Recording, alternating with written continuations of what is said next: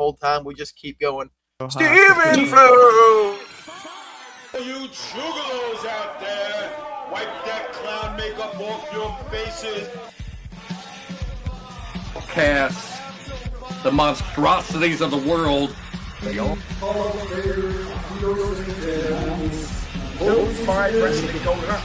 I used to date Levy. No kidding.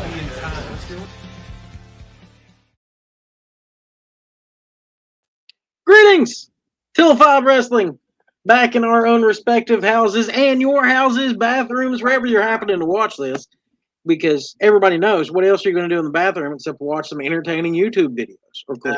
That's right. Or TikTok or whatever you're doing these days. Yeah. So, first thing we're going to start out with, of course, is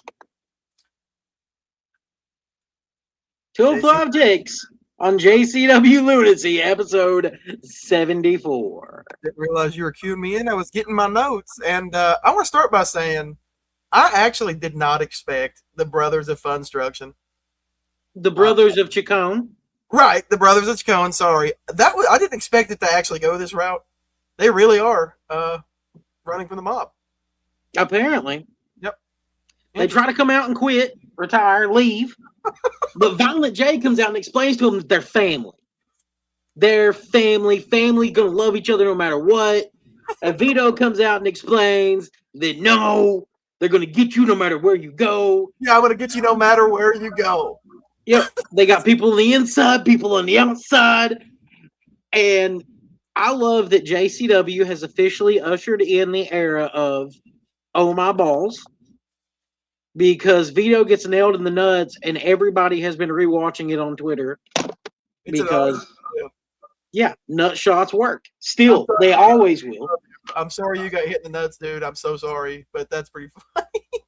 Yeah, the next thing that we get to is backstage. Matt Cross is future endeavored because he completed his contract. Yep, you're out of here, Matt. Yeah, he did everything they needed him to do, so he's gone. And that leads to Cross challenging Caleb because he feels like he should be the man, the chosen one. Caleb's worried at this point. You can tell. Yeah, several times we see him worried at this point. But they have the match. Caleb, great match in my opinion. Really excellent match, yeah. Two really good workers that you can see all over, particularly at NGW in Knoxville, Tennessee occasionally. They're having Party Bowl again. I'm excited. Anyways, Cross loses. He's gone. Caleb picks up the win because he is the chosen one. And then next, what the fuck are we doing with the Outbreak? Why are they losing to Flo Kane here? Yeah, I'm afraid, no. I'm really afraid. It feels to me that almost Russo maybe doesn't like them as much as the others. I feel like he's kind of getting tired of them. I love it. I think it's a great shtick. I don't know why we're not pushing them again. Yeah, why they really, to me, I like them and Vito in the storyline. I thought that was a lot of fun. Barnabas and Vito could be cutting these promos.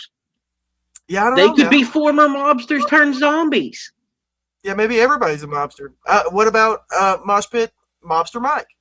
That's what it is. That's why they wear the face paint. They're all mobsters. There you go. Because their facial recognition stuff won't work on the Juggalo face paint. And the Don Mobster Mike is going to make that reveal at some point. Cocaine goes full Negan on them, on the zombies. Yep. That was okay. But we did get some sweet new JCW merch. Right there, you can see it in the bottom corner. Check out those jerseys. I love the jersey. They're really I cool. do. They got jerseys, new jerseys, hats, and beanies. Now, is that like a remake of the ones? Didn't they wear that color in WCW once? I don't know. I don't recognize that one. A picture of them wrestling back in the day with that color of jersey on. I might be wrong, but I feel like I've seen it before. The ad was put together by Weird Bob, the partner with Strange Suspicion, our recent friend we've connected with. Well, she's good people too. That's what we like to associate ourselves with, is good people, especially good Juggalo people. Maybe we'll get more of them to pop up in the coming weeks. More on that later. Maybe we will. The main event, however, without Vito, we crown new tag team champions as the Brothers of Funstruction lose the belts to Mickey and PCO. Man, every week I really look forward to seeing Mickey and PCO. I really love what they're doing. I think it's insane what PCO is capable of doing at his age. Yeah, I really enjoy this tag team. I'm glad to see them get the belts. I'm interested to see where it goes. Not the Brothers of Funstruction. Shit, they beat Too Tough Tony and Willie Mack. Yeah, Too Tough and Willie. Yeah. Brothers of Funstruction ran out. Sorry. Hopefully maybe we'll get a 4-way or something at Stranglemania between. I'd like to see the Outbreak pull it off, man. Really, they deserve it. Yeah, give the belts to the Outbreak. We end the show. The show cliffhanger is with a distraught, befuzzled. I don't know what's happened to Vito. I'm not sure, man. I don't know what's going on with Vito. He's kind of just. It's like he snapped. I mean, we saw Mickey groping on him. Right. And now he's sitting there like this with his shirt all messed up. I feel like what Vito really needs to do, Vito needs to have him a cream soda and then pick up his phone and call our good friends at Green Hemp Company at 423-609-7138. At Green Hemp Company, they're rolling in the foothills of the Smokies from 9 a.m. until 10 p.m. Monday through Saturday from 10 a.m. until 7 p.m. on Sundays. You can see them in person at 2560 East Andrew Johnson Highway, Suite 3 in Greenville, Tennessee. Our good friend Hot Donna will be there to hook you up with all of the quality THC products you could need. Go by and see them. Tell them that Till 5 sent you. That's right. And for the next one, I think we should talk about both of our favorites. Possibly the greatest big man there's ever been. Very possibly. He ranks up there. Bam Bigelow, notoriously legendary. I've always been a fan of Bam Bam. The look, like he's a character as soon as you see him. Yep. And he was a great worker too. You know, he could do it all. Bam Bam was fantastic. Me and you off screen have talked about Bam Bam at length 100 times. Look, he always said that he wanted to go down in history as the best big man. Doing the moonsaults, doing the flips, doing the cartwheels. So because you know what? At 450 pounds, there wasn't anybody else doing that back then. That's true. Yeah, as much as I love Vader, Vader wasn't doing cartwheels, pal. No, Vader wasn't. But go ahead. I'll start with Bam Bam. So Bam Bam, I didn't know this part. I didn't know that when he was released from prison in 1985, that's when he decided to train to be a wrestler because he thought, well, there's really nothing else I can do. Really nothing else that I'm equipped to do. Valid. Yeah, it worked out for him. Yeah. So he went. He was immediately treated like a big thing. Yeah, he was trained by Larry Sharp, and very quickly Larry Sharp saw something in Bam Bam because look at the guy, and started managing Bam Bam on the Memphis Indies and in the CWA, where he would quickly start racking up championships left and right in the Memphis territory. And then in 1987, he would sign to WWF. He'd come working in with Hogan straight off the bat, which was amazing for him. Now, the story here, he was also involved in a storyline where all the managers were like vying for him to be the client. Yeah. And eventually it was settled for Sir Oliver Humperdinck, which was an interesting choice. Yeah. But anywho, that helped establish him as a face pretty quickly, I feel like. So, let's face it, he doesn't really look like a nice guy. This first WWF run for Bam Bam didn't last that long, and a lot of people say backstage it's because they were jealous of the spot he was immediately brought in. He was very young at this point, young wrestler. And it all kind of abruptly ended when he had a match with Andre Giant in 1988, and Andre worked very, very stiff and made him work for it, and Bam Bam quit backstage. Yeah. He had already started doing a couple of New Japan tours at that point. Yeah, So pretty much as soon as he gets to New Japan, what happens, Stan? Well, what's really cool when he first started in New Japan in '87 because he took his first tour the same year he signed with WWF. Because he was only in WWF the first time like 10 months, maybe. Yeah. So He started immediately working with Antonio Inoki, which at that time was you're the man if you're working with Inoki.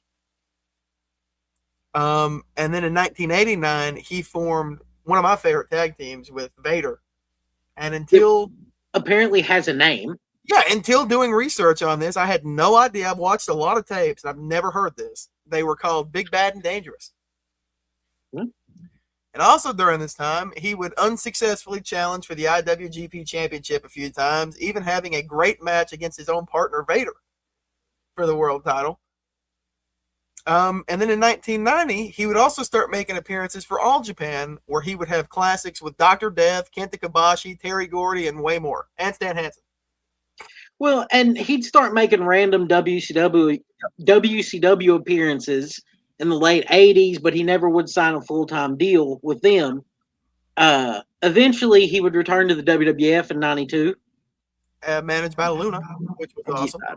Yeah, matched with the head tattoos. They had a great look. He would have a few feuds for a minute against Tatanka and Bastion Booger. Yeah. And in 94, he would join the $1 Million Corporation, turn heel. Yeah, well, wasn't he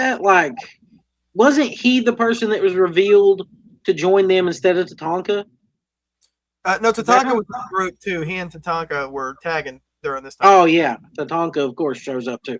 They were very unsuccessful as a tag team, but they did tag together during this era. It seems like WWE really, or WWF at the time, really didn't care for Bam Bam that much. But then he ended up. Right. He had a great spot at WrestleMania XI, which is 11. That was in 1995. And he had a match with Lawrence Taylor, very famous New York Giants football player. That has started at the Royal Rumble when Bam Bam got eliminated. Him and Lawrence had a little shoving match. Yep. And then the Clique ended up being an issue. He really hated the way that it was going to be them on top and not anybody else. Yeah, he negotiated his own release to leave again because of Clique politics, and then he would go to ECW. Where he would have what he is on record as stating his favorite time in wrestling when he was their world champion. Because he felt like it was something new, something exciting, and he enjoyed being part of that. In 96, he was just started making a couple appearances. He had a great match with Cactus Jack, and then he had the Battle of the Bam Bams against Terry Gordy, which is a legendary match for ECW. And then in 97, he would join full time and was introduced as a member of the Triple Threat with Shane Douglas and Chris Candido. And he was undefeated. Didn't he put Taz through the ramp one night? A little later, yeah, he put Taz through the ramp. He was throwing Spike Dudley in the crowd. Bam Bam in ECW was a highlight reel. Oh, it was amazing, dude. Everything he did was great. He had great matches with Sabu. He had great matches with RVD. He would win the world title from Douglas after turning on Triple Threat and turning face. Mm-hmm. And pretty quickly, he would drop it back to Douglas. But then he began feuding with Taz and defeated him for the television. That he would drop to RVD. And literally everything. Everything just froze for me. You're good. You're here. You're good. Are we good? Is it still frozen? Because you're in. I'm good now. You're good. Okay. So what did I miss? The leaving of so I was saying that he had ECW great matches. Okay. Yeah, so that's basically the end of it. 98, he would leave ECW because he was getting bounce checks and he would go back to WCW. Bounce checks in ECW? What? So in WCW, he would come in immediately as a big deal feuding with Goldberg, and I say that he should have been the man to take the belt off of Goldberg, or at the very least, he should have been more than somebody who just ran in the main event at Starrcade. Maybe that should have been the match. So Bam Bam doesn't get the respect he deserves in WCW either. He's thrown in and out of hardcore matches until the end of his main career in professional wrestling. He would actually plan to return in 2004, 2005. but he would pass away of an accidental overdose during the comeback tour of sorts. He wrestled a little bit for a couple He years. made some TNA appearances, or wanted to. They wanted him to, but he was riding out the Time Warner deal from WCW, which ended around 03, and he started making indie appearances, but he couldn't bump anymore. He would work the matches, but he couldn't bump, and then in 07, he died of the overdose a few years later. He was still working. He said he couldn't do any more chair shots. Yeah, he couldn't do chair shots, and he was very selective about his bumps at the end. Yeah. He was banged up. Well, that's the thing. You know, these bumps, they may not catch up with you in a year. It may be 10 years down the road. It won't be that night necessarily, but eventually your bump card starts to get full. It got full, and he worked very stiff from his time in Japan and early WCW and ECW. Like, he was very stiff. Well, and they didn't get the rest they needed back then. No, they didn't. You were working 4 shows a weekend. Well, that was in the another 80s. reason that he left WWF the second time, besides politics, is that he had some nagging injuries that needed to heal. That's why it took him a few months before he showed up in ECW. And that's one of the things that I really appreciate about modern wrestling is you're able to have events like JCW Stranglemania, part of GCW's The Collective, available on Triller, where they're going to be having their big WrestleMania-esque matches. We're going to be doing a pre-show for that event from 10 p.m. until 11:55 p.m., co-hosted by our friends Parky Streams and Noel Harlow of Hatchets and Honeys. It's going to be a great time. Come join us. All the juggalos are invited. All the non-juggalos are invited. Just have a good time. Talk about some fun wrestling. We're actually going to be giving away something, Tan. Yeah, we are.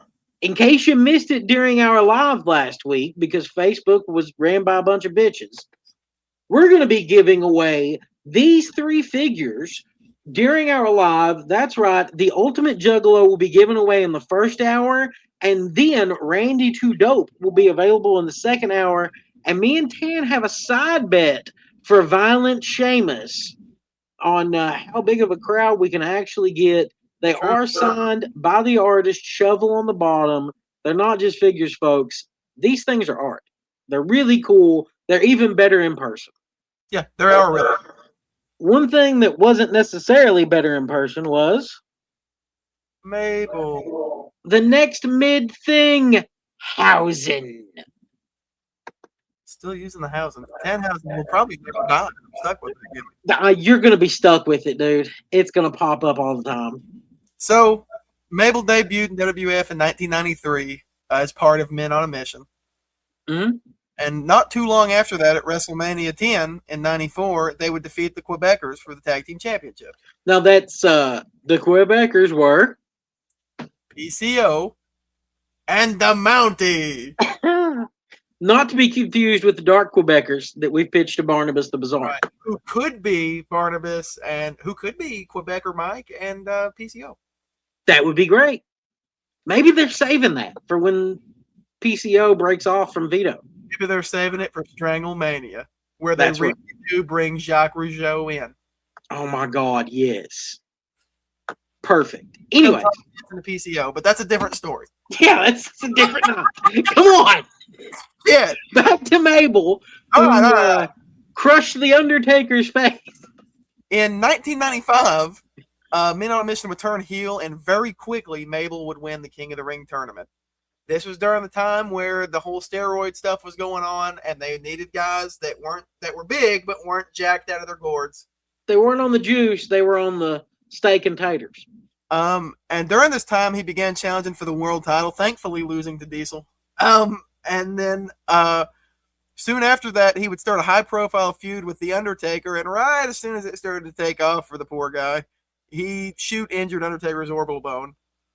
Yeah, fractured that orbital bone, which gave us the Phantom of The Undertaker. Yeah. Which was awesome. It look. looked cool, yeah. He stuck around for a little bit, and then in early 1996, he would be out of there.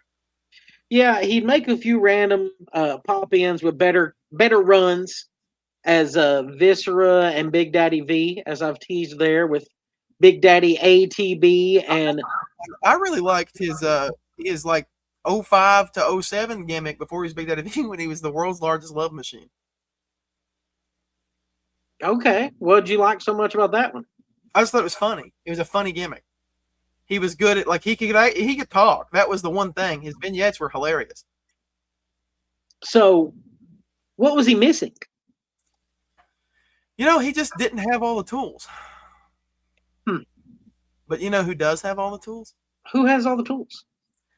Our good friends at Stover's Liquidation. Liquidation and wholesale home improvement. Truckload quantities available at www.stoversliquidation.com. You can go visit them at 481 Tulsa Road in Oak Ridge, Tennessee, or you can give them a call at 865-523-4449. They're open 8 a.m. to 6 p.m., 24 hours online. They are closed Sundays. Hell, you can also go see them at 452 West Broad Street in Cookeville, Tennessee. Or you can call them at 931-526-2591. Go see them for all your great liquidation needs and let them know that Till 5 sent you. That's right. I hear they had some really great deals on porcelain pavers for $249 a square foot. I actually saw some stuff from them. Now, one thing that we talk about a lot in our free time are what ifs in pro wrestling. So let's talk about the what if Triple H didn't return in 2002. Guys, once again, we are going to put over Kurt Hennig. Because Kurt Hennig in 2002 deserved so much fucking better than he got. So we're going to put him over. Let's set the scene here. You're going to have him win the Royal Rumble this way. Yep. You can have him and Jericho argue over who is the better wrestler. We get that Jericho man of 1,004 holds bragging about how technical of a star he is again. Mm-hmm. We do that. You get a little backstage thing where we have a face Kurt Hennig interacting with a heel Hollywood Hogan. I would also really love during the Jericho feud if they could, because they would have done this in the Attitude Era, beginning Ruthless too. If they would have had like shots of them going to the arcade or something, or going to the courts and Mr. Perfect dinking everything like he used to back in the day, and Jericho fucking everything up, or Jericho bragging about his high score, and then you see Perfect breaking it on a machine 2 down from him or something, destroying the record one after another. Yeah. We get that kind of build, a fun build to WrestleMania 18, because the NWO was going to be the highlight. So let's have some fun. Let's have some fun leading to this match. WrestleMania, we get that moment. That moment of Kurt Hennig raising up both championship belts. And me and people like APB tear up and cry. Yes, he's finally done it. And then we're going to build, because the next night on Raw is the return of Hulk Hogan. See, this is good. This is good. We build to Hulk Hogan and Mr. Perfect at Backlash. And unfortunately, Hogan's going to win the belt. But it will be, a short-lived celebration. We're going to have some fun matches for Hennig here. We have the brand split coming up, because Kurt Hennig, as a heel with Ric Flair as his manager, could be a lot of fun on Monday Night Raw. Imagine Kurt Hennig being like, Kane, unlike you, I didn't leave my prom date dead in a car wreck. I left her breathless in the bed. Which would have been so much better than molesting a mannequin. Yeah. As they go. Anything would be better than molesting a mannequin for way too long on national television. # don't molest mannequins. That's right. Anywho, I'm stealing it now at this point. We let Kurt Hennig run with the title. We get some fun matches with RVD. We basically just replaced Triple H with Kurt Hennig. So that return of Shawn Michaels is him taunting Shawn about being better than Shawn ever was. Shawn, yeah, that's great. You were fun at one point. you've ran out here with these jerk offs of this new version of the NWO, and we can't keep up with who's a member now. Was Goldust in it or not? Come on, tell us. That would have been awesome. Yeah. Eventually, Shawn just sweet chins it. And that leads to Shawn Michaels at SummerSlam against Kurt Hennig. And we have the same result. It's just not as bloody a brawl. Well, but we do get a perfect flex through the announce table because that would have been cool. Well, how about we get a Shawn Michaels elbow drop through one after the perfect plex through the other? There you go. Like later on in the match, Both get one. Kurt breaks the first one, and then Shawn breaks the second. Perfect. Huh. You know, we get that elimination chamber with Kurt Hennig in there. That'd be interesting. It would be interesting. That is the one thing that Triple H probably had that we would have had to have let Kurt develop more is the violent side. Yeah, he would have had to find some late stage violence. He would have had to have channeled the AWA, you know, let's beat somebody with a cowbell with Scott Hall. Yep. You know, give us that West Texas badass moments. And that's fine. I think Kurt could have pulled it off. Yeah, and Kurt, like he was the as I say that, the idea of him walking out to the ring, holding the world title with a bloody rope and cowbell around his neck while in a suit, that would have been so cool of a vision to see. Like the first incarnation of JBL almost. He could have been. He would have been what JBL ended up becoming. Pretty much. And that would have been great. Yep. Now, before we finish up our last regular episode for a while, we do want to let everybody know that for the next 4 weeks, it will be Juggalo Appreciation Month. That's right, Tan. Juggalo Appreciation Month. My, how far we've came. Yeah, I'm so excited. It's been so much fun, and I totally am not doing this by force. This has been a change of heart, as you know. So, Juggalo Appreciation Month, it's happening. That's right. We're going to have guests on the next 4 episodes. We've got Jeeves coming. We've got Noel and Vito coming. We've got a few different offers, emails, requests out there. We're going to finalize those next few dates as we come because right now we're focusing on Jeeves and particularly Noelle Harlow because I really want to discuss her career more. And then we'll get into some more of Vito's stuff if he's recovered. And I hope that all of the wrestling fans have recovered from Revolution. Ooh, what a long. It's time to kill 5 takes on AEW Revolution. Honestly, I'll just start by saying I love the show. Shit on a couple AEW pay-per-views the last few times because it just was boring. This show was fucking awesome. This show was stacked, awesome. Start to finish fun. Yep. I'll give Boom and Doom and Whom all the credit. That match was actually entertaining. The Infantry, they're great workers. And we saw Wayne Brady. That's why I said Boom, Doom, and Whom.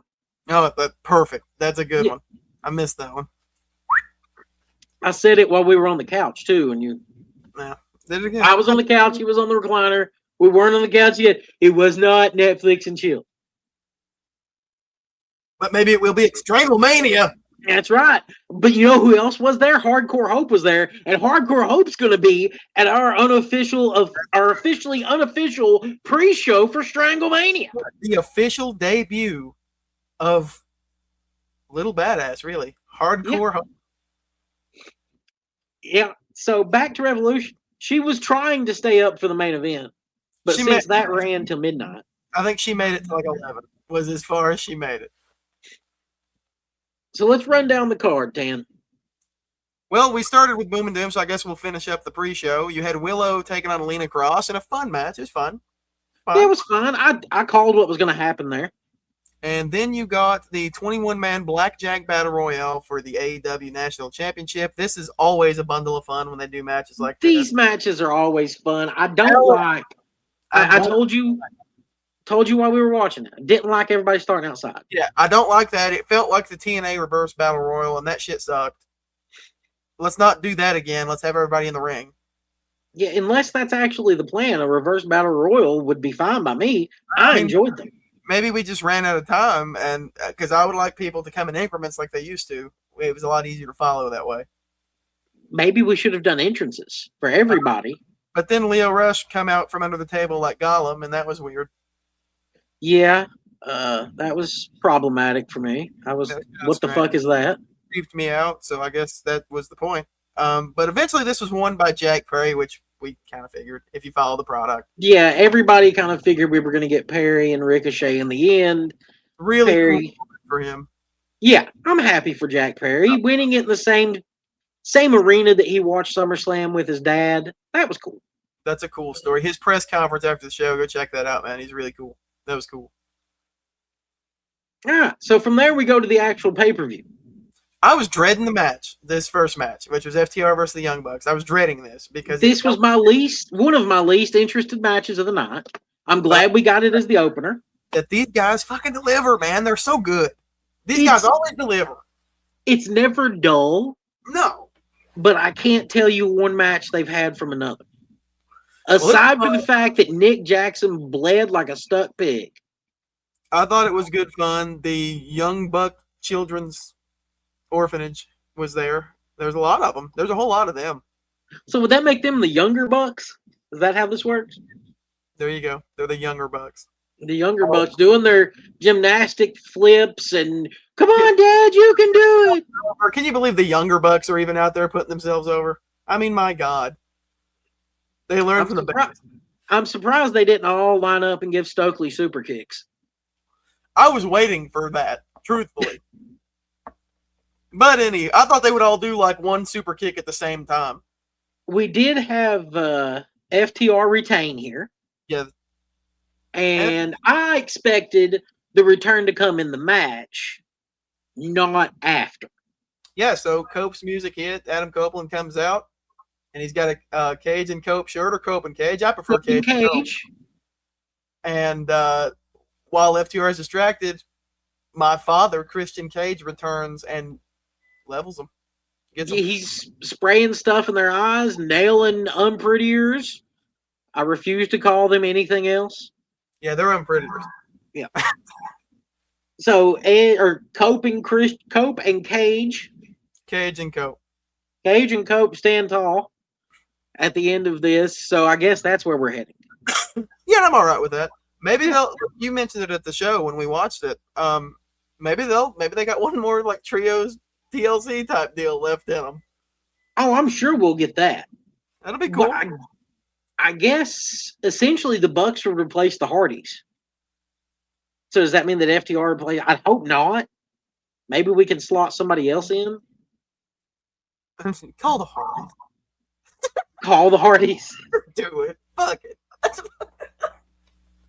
Just call up TNA, work out a deal for a few weeks. You know what? Slap Busta in the Brain in there. I'm okay with that. Too early, but it would be a blast. You know who he could slip in there? Who? Boom and Doom. Boom and Doom, dude. The most Boom tag team. Doom, Juice's favorite tag team. That's right. They could be in a main event TLC match against Cage and Cope and the Young Bucks. Dude, and the Rizzler will swanton off a ladder. He will do it. He's gonna go. Rizzler doesn't hit the spear off Rizzler hits the spear off the ladder. There you go. But like it's just as throwing it. All right, back on track. Anyways, back the to next match was Tony Storm and Marina Shafir. This was all right. Tony, of course. Again, who cares about the match? Tony won in a surprise roll up, but after the match, Ronda fucking Rousey shows up. And you know what? Let me just go ahead and say, fuck you, Twitter marks. Are you trying to get ratings or not? This is a television show. This is ratings. AEW is a TV show. It is a product meant to have more eyes on it. Ronda Rousey gets more eyes on the fucking product. It appears to me that she probably won't be back for a while because she's got a big fight in May. But I do think we definitely teased her and Tony for a later date, and we might do it at Wembley. I bet she shows up this week. You think so? Yep. You announced it. Calling it now.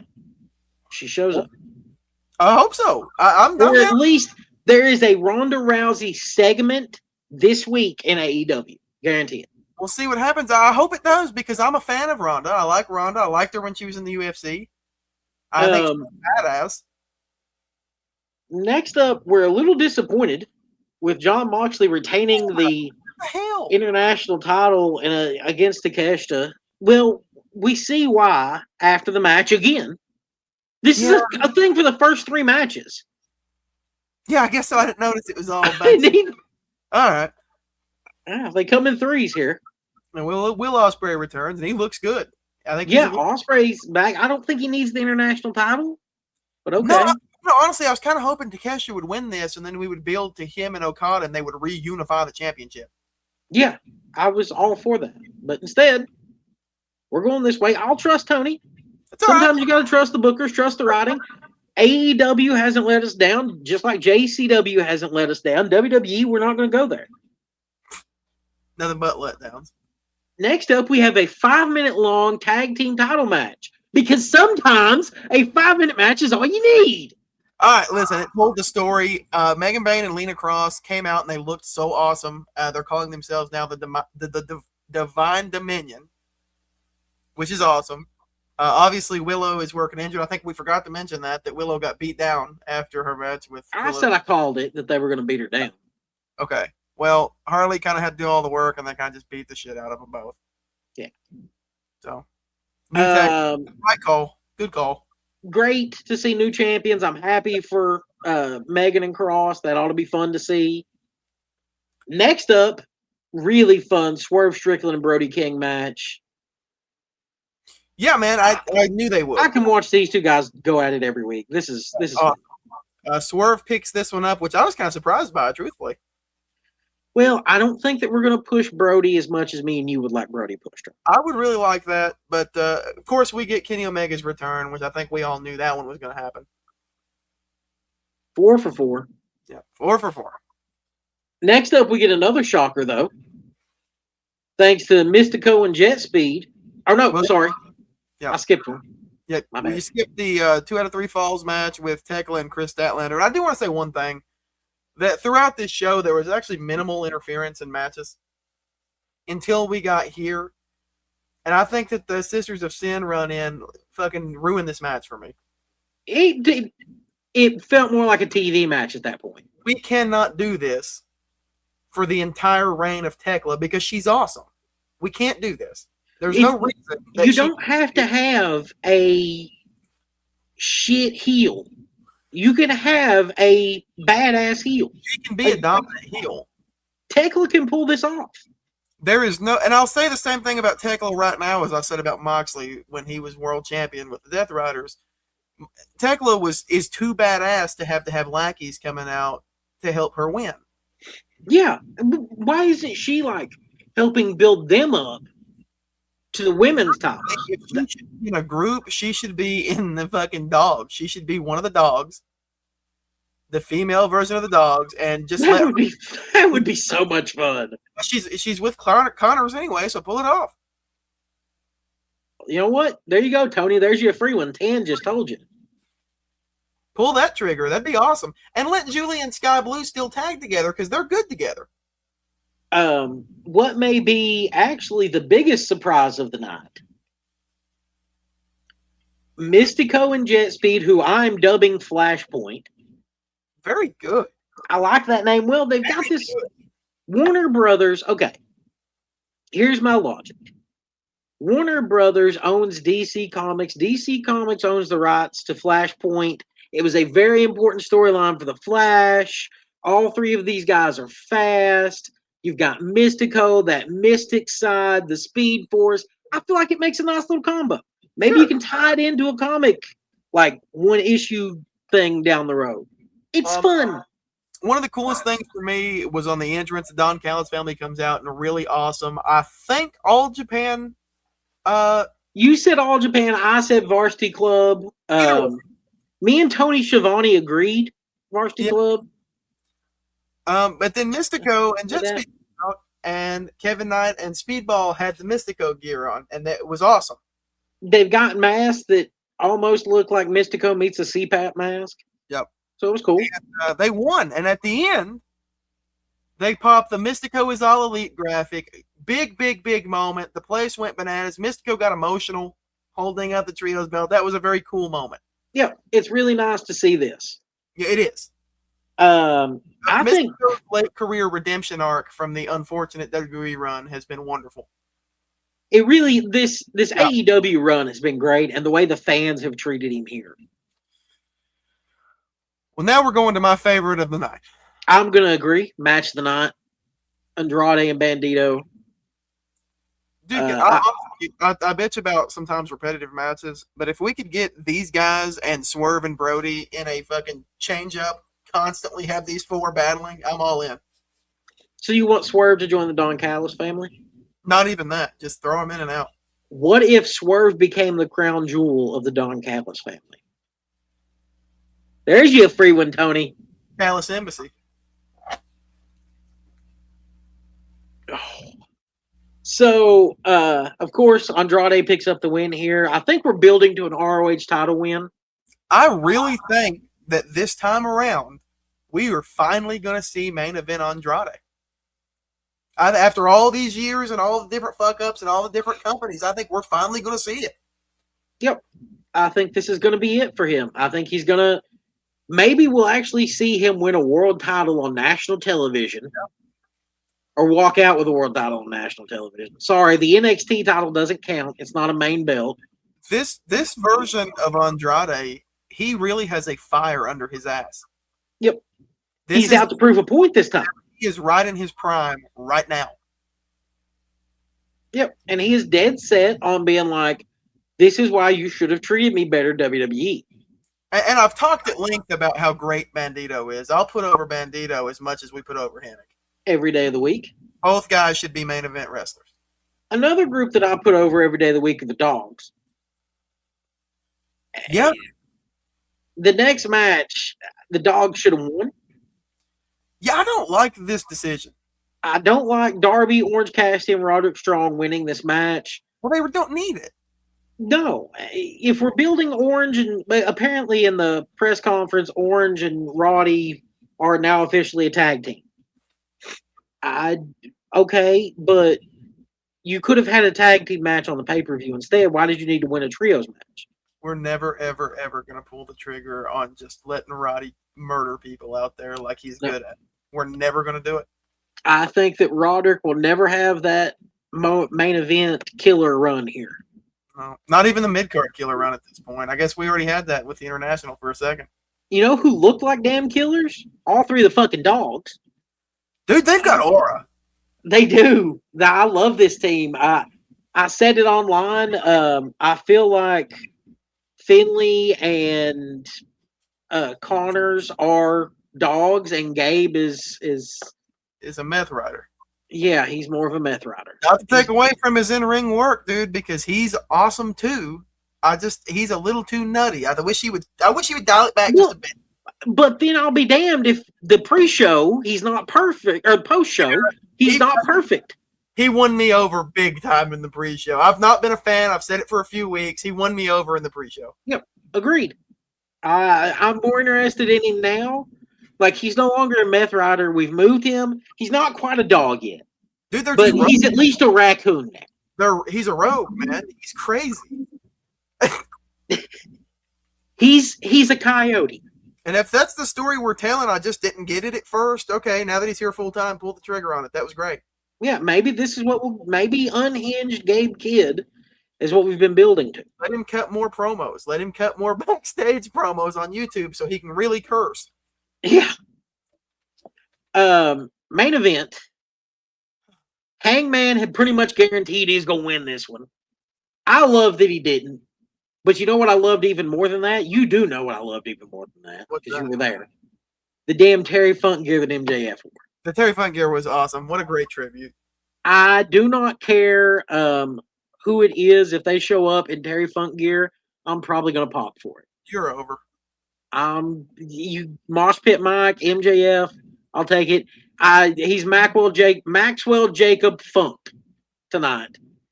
When he hung the Hangman. I think it's really funny that in the first 15 or 20 minutes of this match, we were talking about how tame this was for a death match. We were like, this has been a good match. This is tame. Yeah. And then came Sugar Glass. Barbed wire. We were talking about how the Sugar Glass, that's fine. That was good. Yep. Executed well. 46 minutes long. That's diabolical for a death match, first of all.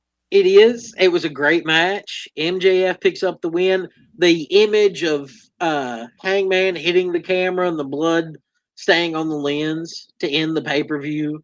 Yeah. It was cinema. I would like to say one thing, though. Please, please, please stop fucking using the syringes and the skewers. Oh, God, yeah. That's fucking stupid.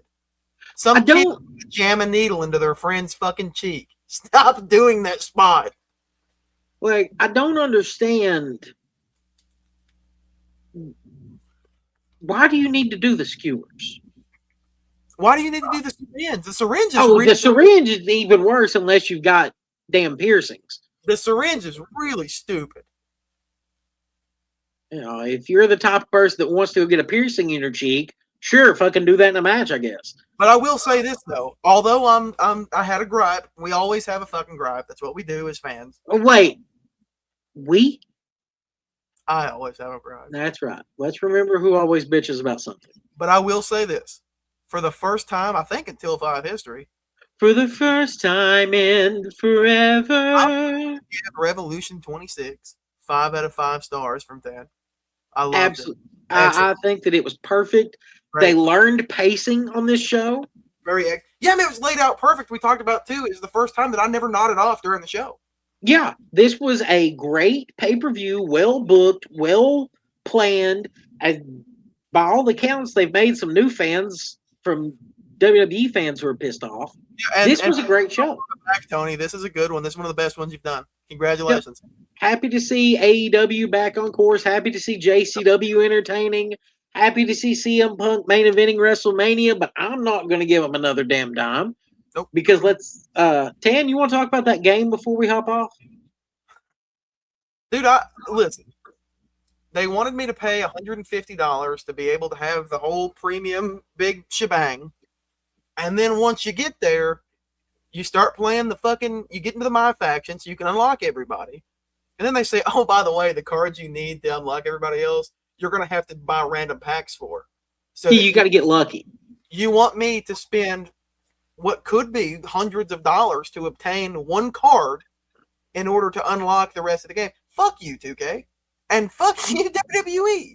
Why did I pay $150 for this shit? Yeah, why don't we have everybody unlocked? And here's my other thing. Then you make us pay this much for this ringside pass that you have hyped up as a big deal. And when I get there, outside of 4 AAA wrestlers, which I don't mind that. That's different. That's fine. But outside of that, you fucking give me Dusty Rhodes and JBL, wrestlers that are already always automatically unlocked in these games. You could have given me anybody else, somebody new. I don't give a shit who it is as long as they were new. But don't lock people that's been in the game for years behind a pay.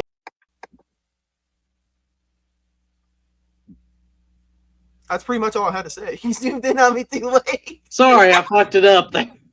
My bad. That's okay though. I think it's bullshit. You know what? I fucked this up, but at least I owned it and said it, unlike WWE and 2K. Yeah, the other thing is, it took some people didn't even get to play the fucking game that they paid early access for. 3 fucking days. Why do we need to sign into a fucking Link 2K account? We've never had to do it like that. They want to make their money, dude. They want to make sure that they've got all of our fucking access. You say you're going to fix this shit, but it's the same fucking game every single time. And let me tell you this. I don't give a shit about NXT at all. I don't. I used to, but I don't now.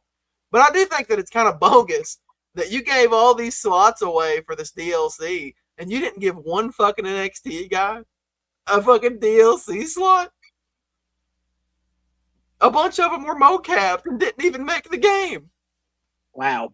Well, I see these guys on here, and this is how far I am from NXT. I don't know if these guys are made up half the time or actual NXT wrestlers. Who the fuck are Hank and Tank? Hank and Tank are actually, they're pretty good. They've been around a while in NXT. And then there's some dude in an orange outfit. What is it, Tavion? Tavion Heights, yeah, the fucking Olympic shoot wrestler guy. Yeah, I know who you're talking about. Okay, these guys, I have no idea who they are. I'm just like, yeah, okay. I checked out NXT a long time ago. I liked NXT when it was the precursor to AEW. I checked out of NXT when it was taken off of Sci-Fi. I watched it on the WWE Network for $9.99. I watched it on Sci-Fi where The Miz was Daniel Bryan's coach. Oh, that was still when it was like the game show type deal. Yeah, that was when I watched NXT. I was going to say, when did it go on Sci-Fi? But that must have been when they got the ECW time slot. Yeah. Yeah. That was when, they're running kegs to the ring and shit like that. Yeah, good times. But you know what? Even better times at AEW Revolution. Thank you, AEW, for putting on a fucking show that's worth the money.